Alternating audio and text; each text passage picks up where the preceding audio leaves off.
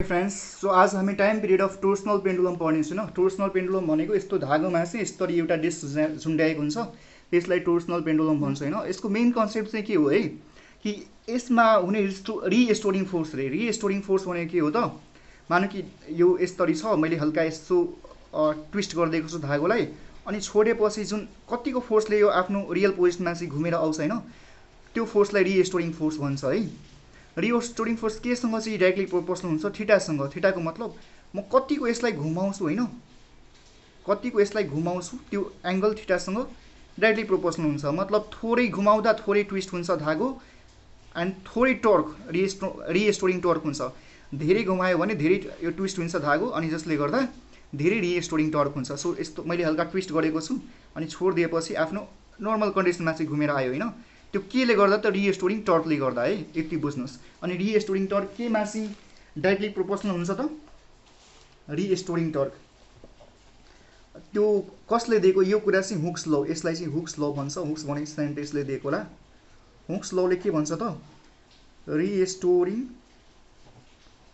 Torque directly proportional to के हुन्छ त, एंगल हुन्छ है, angle of twisted, angle of twisted भनौँ न।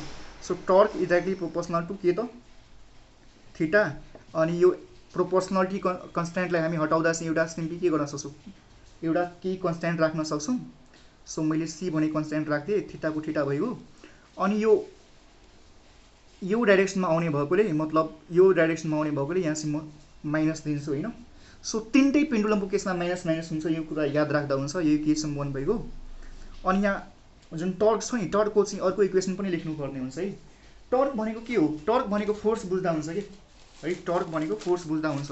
तर कस्तो फोर्स त, गोलो गोलो घुमाउने फोर्स है।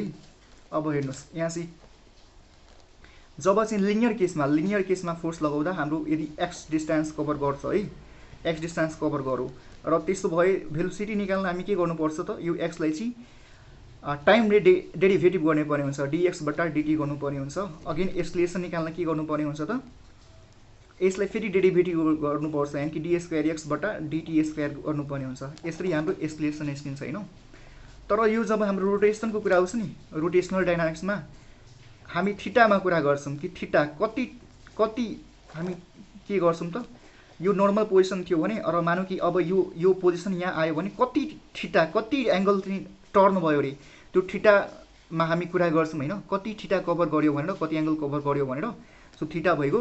अब यहाँ चाहिँ हामी रोटेसनल भेलोसिटी निकाल्दा चाहिँ के गर्छौँ त, यो थीटालाई हामी के गर्छौँ, टाइमले डेरिभेटिभ गर्छौँ। र यहाँ एक्सलेसन निकाल्नु पर्दा है, यो भेलोसिटी भन्दा नि यसलाई चाहिँ हामी ओमेगाले नोटिस गर्छौँ, rotational velocity something like that. And त्यसपछि रोटेसनल एक्सलेरेसन जुन हुन्छ नि, यसलाई अल्फाले नोट गर्छौँ। अनि यो इक्वल टु के हुन्छ, अगेन यसलाई चाहिँ के गर्नु त, डबल डेरिभेटिभ गरिदिने, डी स्क्वायर थीटाबाट टी स्क्वायर भयो। सो यो कुरा सिम्पली तपाईँले बुझ्नुपर्ने है। अब जस्तै कि ए को भ्यालु निस्किसक्यो, अब फोर्सको भ्यालु कति हुन्छ, एम ए हुन्छ हैन। त्यसले एफ इक्वल टु एम को एम नै भइगयो, ए को ठाउँमा यो हामी पुट गर्छौँ, डी स्क्वायर एक्स बटा डी टी स्क्वायर पुट गर्छौँ हैन। त्यसो भए यहाँ चाहिँ के हुन्छ, यहाँ फोर्स हुँदैन, यहाँ चाहिँ फोर्सको ठाउँमा हामी टर्क लेख्छौँ है। टर्क इक्वल टु के हुन्छ त, यहाँ मासको ठाउँमा हामी इनर्सिया लेख्छौँ है। Okay, MOI moment of inertia लेख्छौँ हैन। अनि त्यसपछि एसको ठाउँमा ए को ठाउँमा अल्फा लेख्छौँ, अनि अल्फाको भ्यालु कति हुन्छ, यति हुन्छ। जसले गर्दा टाउ इक्वल टु के हुन्छ, I into D square theta बट्टा डी स्क्वायर हुन्छ। यति बुझ्यो भने त सक्यो नि हैन कहानी त। सो टाउ इक्वल टु कति हो मेरो, यति हो है, टाउ इक्वल टु यति हो हैन। सो यही कुरा म लेख्छु है। Also from second law of न्युटनको सेकेन्ड ल अनुसार, त्यो पनि कस्तो फर्ममा त, रोटेसनल फर्ममा न्युटनको सेकेन्ड ल अनुसार के हुन्छ त, टाउ इक्वल टु आई अल्फा हुन्छ। अल्फाको भ्यालु हामी जब पुट गर्छौँ नि, tau equal to I D square theta बट्टा डी टी स्क्वायर हुन्छ है। सो यो मेरो इक्वेसन 2 भइगयो। यहाँ टाउको भ्यालु, यहाँ पनि टाउको भ्यालु, यो दुवै इक्वेसनबाट जब हामी इक्वेट गर्छौँ नि, तब हामीलाई धेरै कुराको भ्यालु आउँछ है। सो इक्वेटिङ इक्वेसन 1 एन्ड 2 गर्छौँ नि, त्यति बेला हामी के लिन्छौँ, यहाँबाट यो लिन्छौँ र यहाँबाट यो लिन्छौँ, यानी कि minus C theta equal to के भयो, आई डी स्क्वायर थीटा बट्टा dt स्क्वायर भयो। अब यो माइनस सी थीटा छ, पहिला आई लाई चाहिँ यतातिर पठाइदिउँ, और माइनस सी थीटा बटा I equal to D square theta बटा डी स्क्वायर। किन मैले पठाइदिएँ, किनकि मलाई यो बिना कोफिसियन्टको चाहियो क्या। अब चाहिँ म यो माइनस हो उसलाई यतापट्टि पठाइदिन्छु अनि प्लस भइहाल्छ, और डी स्क्वायर थीटा बटा डी स्क्वायर प्लस सी बटा आई थीटा इक्वल टू 0 भइगयो होइन। अब जहिले पनि के गर्ने होइन, यस्तो फर्म आउँदा यसलाई हामी के मान्छौँ, ओमेगा स्क्वायर मान्छौँ है, यसलाई के मान्छौँ, ओमेगा स्क्वायर मान्छौँ। ओके, और डी स्क्वायर थीटा बटा D square plus omega square theta equal to 0।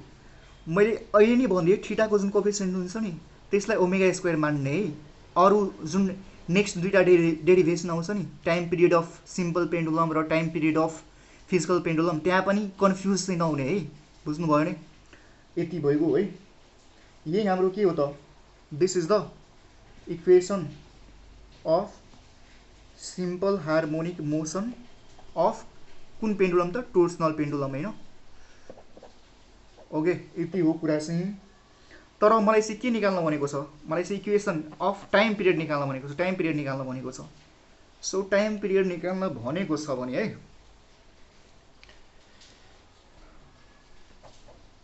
हामी के गर्न सक्छौँ त, हेर्नु सी बाई आई को ठाउँमा हामी ओमेगा स्क्वायर लेख्यौँ होइन। यो खासमा के गरेको, यो चाहिँ हामी नाउन इक्वेसन हो, यो चाहिँ नाउन इक्वेसन नै हो। अनि यो इक्वेसनसँग हामी कम्पेयर गर्छौँ, हाम्रो इक्वेसन यतिसम्म आयो, अनि यो चाहिँ नाउन इक्वेसन नै हो है खासमा चाहिँ। एनिवे यो इक्वेसन र यो इक्वेसनलाई चाहिँ कम्पेयर गर्दा चाहिँ हामीले के पायौँ त, ओमेगा स्क्वायरको भ्यालु यहाँ लेख्नु टपिक 4 टाइम पिरियड होइन। यो इक्वेसन र इक्वेसनलाई कम्पेयर गर्दा हामी ओमेगा स्क्वायरको भ्यालु के पायौँ त, omega square equal to C बटा आई पायौँ, जसले गर्दा omega equal to root under C बटा आई भइगयो। अनि ओमेगाको भ्यालु कति हुन्छ, 2πf हुन्छ है, थाहा छ।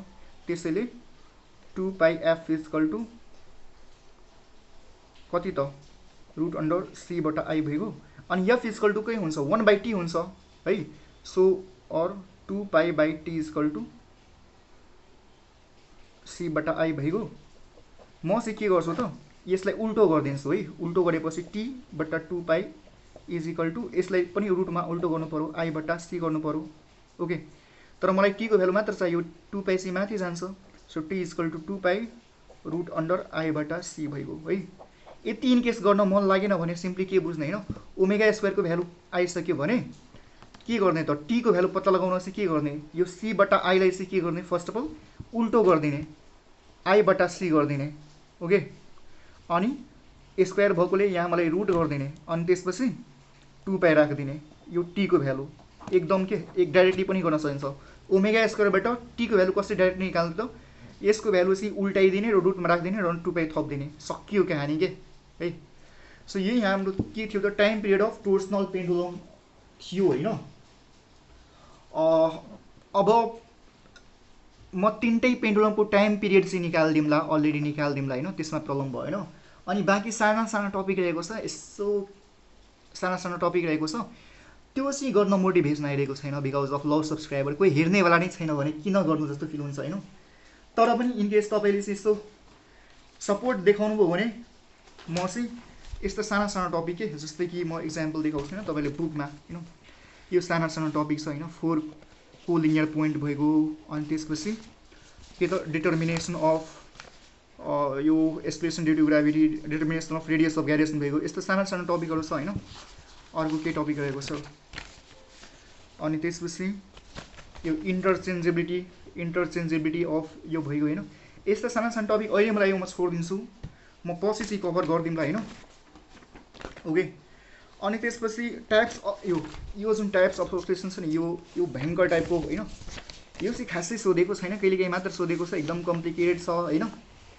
सो तपाईँहरू भन्नुहुन्छ भने यसलाई पनि म सिम्प्लिफाई गरेर चाहिँ राखिदिउँला है, बिकज मैले चाहेँ भने जस्तो सुकै कम्प्लिकेटेड टपिकलाई चाहिँ म सिम्प्लिफाई गरेर राखिदिन्छु होइन। अनि यो फिजिक्स सब्जेक्टमा चाहिँ तपाईँको जम्मा 30 वटा जति के बन्न पुग्छ त, डेरिभेसन बन्न पुग्छ। तर त्यसलाई कम्प्याक्ट फर्ममा पढ्यो भने होइन, त्यो 2-3 पेजमा अटिन्छ क्या, 30 वटै डेरिभेसन 2-3 पेजमा अटिन्छ। कसरी त, यही यस्तैको इक्जाम्पल लिउँ न। यहाँ चाहिँ हामी के गर्छौँ, यो रड दिन्छौँ, यो रड दिन्छौँ, यो दुवैले इक्वेट गरिदिन्छौँ भनेपछि याद राख्ने। अनि त्यसपछि यो रड दिन्छौँ, अनि यो रटेपछि यो दुवैले कम्पेयर गरेर चाहिँ हामी यो गरिदिन्छौँ, यो गरिदिन्छौँ। कतिवटा स्टेप याद राख्नुपर्ने र, एकटा दुईटा है, तिनवटा, अनि यो त्यत्तिकै सधैँ हुन्छ, चारवटा पाँचवटा स्टेपमा चाहिँ पुग्छ क्या। सो यसरी चाहिँ हामीले स्मार्ट वेमा चाहिँ पढ्यौँ भने फिजिक्स एसोसिएट यही एक दिनमा पढिहाल्छ यार, मतलब एक दिनमा त होइन, 2-3 दिन पढेर चाहिँ गर्छ, त्यति हो। Anyway thank you so much for watching this video. Support चाहिँ गर्नु है, सपोर्ट चाहिँ गर्नु।